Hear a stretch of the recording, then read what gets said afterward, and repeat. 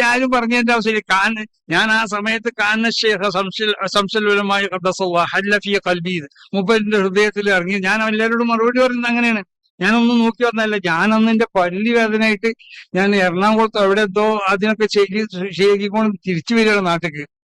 ഞാൻ ഇന്നത് പറയണമെന്ന് വിചാരിച്ചു വന്നതല്ല. എനിക്ക് അന്ന് പ്രസംഗിക്കാൻ വേണ്ടി നിന്നപ്പോൾ എനിക്ക് ബഹുമാനപ്പെട്ടവർ എന്റെ ഹൃദയത്തിൽ ഇറങ്ങിയതുപോലെയാണ് എനിക്ക് തോന്നിയത്. ഞാൻ ഉസ്താദിനോടൊക്കെ എന്നോട് ചോദിച്ചവരോടൊക്കെ പറയുന്നുള്ളത് സമസ്ത കേരള ജമിയത്തുൽ ഉലമയുടെ ആശയങ്ങൾക്കും അതിന്റെ തീരുമാനങ്ങൾ അതിന്റെ വാർത്തകൾക്കൊക്കെ ഏറ്റവും പ്രാധാന്യം നൽകുന്നതായ ഒരു പത്രമാണ്.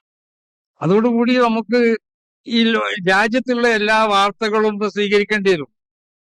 അത് ആ പ്രസിദ്ധീകരിക്കേണ്ട സ്വഭാവത്തിൽ നമ്മൾ പ്രസിദ്ധീകരിക്കും. ഇപ്പൊ എന്നോട് ചില ആളുകൾ വന്ന് പറഞ്ഞു, നിങ്ങളെ ചില ഇതൊക്കെ വളരെ ചെറുതായിട്ടാണ് എഴുതിയിരിക്കുന്നത് ചില സംഗതി. ഞാൻ പറഞ്ഞു എന്റെ ചെറുതായിട്ട് ഒരു കുഴപ്പമില്ലാതെ, എന്നാലും ഞാൻ അതിന്റെ ചെയർമാനായിട്ടാണ് നിൽക്കുന്നതാണ്.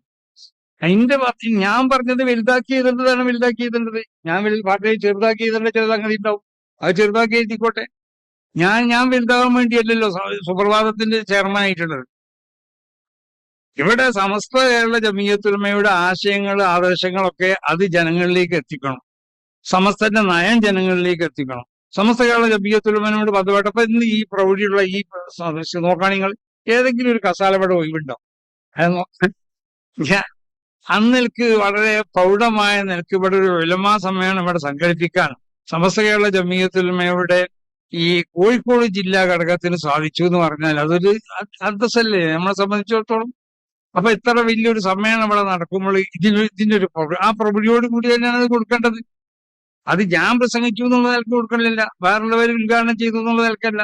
അപ്പൊ എന്നെ സംബന്ധിച്ചിടത്തോളം എന്റെ വാർത്ത വലുതായി കൊടുക്കണം, എന്റെ ഫോട്ടോ കൊടുക്കണം എന്ന് നമുക്ക് ആവശ്യം. ഞാൻ സുപ്രഭാതത്തിൽ നിങ്ങൾ അതിന്റെ പിന്നെ ജോലിക്കാരോട് ചോദിച്ചാൽ അറിയാം. തങ്ങളെ ഏതെങ്കിലും ഒരു പ്രസംഗം അല്ലെങ്കിൽ എന്റെ ഏതെങ്കിലും ഒരു ഫോട്ടോ കൊടുത്തത് ശരിയായില്ല എന്നോ അല്ലെങ്കിൽ പ്രസംഗം കൊടുത്തത് ശരിയായി ഞാൻ പറഞ്ഞില്ല, അതിന്റെ പേജ് കൊടുക്കണമെന്ന് ഞാൻ എന്റെ ജീവിതത്തിൽ പറഞ്ഞിട്ടില്ല, ഇങ്ങോട്ട് പറയില്ല. ഞാൻ അത്ര വലിയൊരു പോത്തൊന്നുമല്ല, മനസ്സിലായില്ലേ?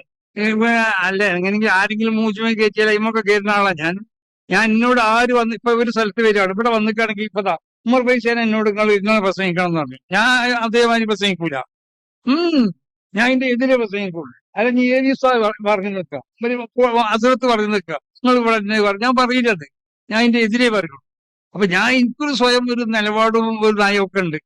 അപ്പൊ ഞാൻ അതനുസരിച്ചാണ് എവിടെ ചെന്ന് പറയാം. അപ്പൊ ഞാൻ ആരെങ്കിലും പറഞ്ഞത് കേട്ടുകൊണ്ട് പറയുന്ന ആളോ അല്ലെങ്കിൽ ആരെങ്കിലും പറഞ്ഞതനുസരിച്ച് തുള്ളുന്ന ആളോ ഒന്നല്ല ഞാൻ, മനസ്സിലായില്ല. അതൊരു വിഡ്ഢിത്താണെന്ന് എനിക്കറിയാം, അതുകൊണ്ടാണ് ഞാൻ പറഞ്ഞത്. അങ്ങനെ ഞാൻ എന്നെ പറ്റി വിഡ്ഢിയെന്നല്ലേ മനസ്സിലാക്കുക. അപ്പൊ നമ്മളൊക്കെ രോഗിയെക്കാളും സുഹൃത്തുക്കളായിരിക്കും. പക്ഷെ ഇവര് പറഞ്ഞതനുസരിച്ച് ഞാൻ കൊയ്യാടെ വെച്ച് കൊണ്ടുമുമ്പ് പ്രസംഗം നടത്തി. അപ്പൊ ആരോ പറഞ്ഞു തന്നതാണ്.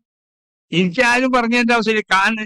ഞാൻ ആ സമയത്ത് കാന ശേഖ സംശലുലമായ ഹല്ലഫിയ കൽബി മൂപ്പരിന്റെ ഹൃദയത്തിൽ ഇറങ്ങി. ഞാൻ എല്ലാവരോടും മറുപടി പറയുന്നത് അങ്ങനെയാണ്.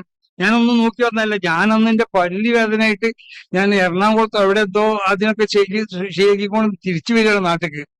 ഞാൻ ഇന്നത് പറയണമെന്ന് വിചാരിച്ചു വന്നതല്ല. എനിക്ക് അന്ന് പ്രസംഗിക്കാൻ വേണ്ടി നിന്നപ്പോൾ എനിക്ക് ബഹുമാനപ്പെട്ടവർ എന്റെ ഹൃദയത്തിൽ ഇറങ്ങിയതുപോലെയാണ് എനിക്ക് തോന്നിയത്. ഞാൻ ഉസ്താദിനോടൊക്കെ എന്നോട് ചോദിച്ചവരോടൊക്കെ പറയേണ്ടത്. അപ്പൊ ഞാൻ അങ്ങനെ ആരെങ്കിലും പറഞ്ഞതനുസരിച്ച് പറയും. ഇന്റെ കാര്യങ്ങൾ അത് അങ്ങനെ കൊടുക്കണം.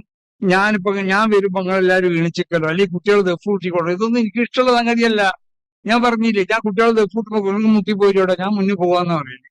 അപ്പൊ ഞാൻ അങ്ങനത്തെ ഏതെങ്കിലും മൂച്ചിപ്പലോ അല്ലെങ്കിൽ അങ്ങനത്തെ ഏതെങ്കിലും ഉത്തരത്തിലൊന്നും കയറുന്ന ആളല്ല.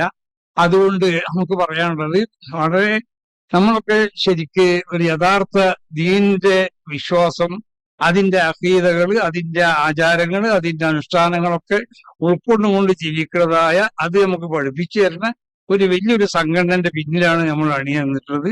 അത് ദീനാണെന്ന് മനസ്സിലാക്കിക്കൊണ്ടിട്ട് ആ ദീനിന്റെ പ്രവർത്തനത്തിന് വേണ്ടി ഓരോരുത്തരും സന്നദ്ധരാവാം.